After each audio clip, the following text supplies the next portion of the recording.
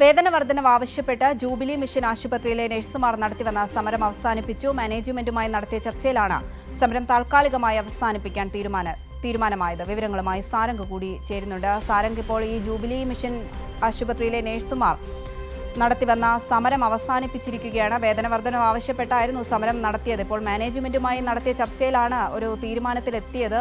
എന്താണ് അവിടെ നിന്നുള്ള വിവരങ്ങൾ? അവന്തിക, ഇന്നത്തെ സമരം മാത്രമാണ് താൽക്കാലികമായി അവസാനിപ്പിച്ചത്. അത് ഉച്ചയോട് കൂടിയിട്ട് ഈ ജൂബിലി മിഷന്റെ ആശുപത്രിയുടെ മുന്നിലുള്ള റോഡ് ഉപരോധിച്ചുകൊണ്ടാണ് നഴ്സുമാർ സമരം ചെയ്തത്. അതിലൂടെ വാഹനങ്ങൾക്കടക്കം കടന്നുപോകാൻ വലിയ പ്രതിസന്ധിയായിരുന്നു.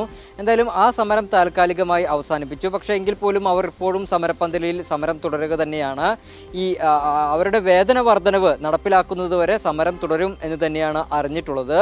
അതേസമയം ഇന്ന് ഈ അമല ആശുപത്രിയിലെ നഴ്സുമാർ ശമ്പളം വർദ്ധിപ്പിച്ചു എന്നും അതോടൊപ്പം തന്നെ അത് ഏതാണ്ട് 4000 രൂപ മുതൽ 6000 രൂപ വരെ ശമ്പള വർധനവ് ഉണ്ടായെന്നും അതുകൊണ്ട് തന്നെ ഈ നഴ്സുമാർ, അമലയിലെ നഴ്സുമാർ സമരം അവസാനിപ്പിക്കുകയാണ് എന്നുമായിരുന്നു പല വാർത്തകളും വന്നത്.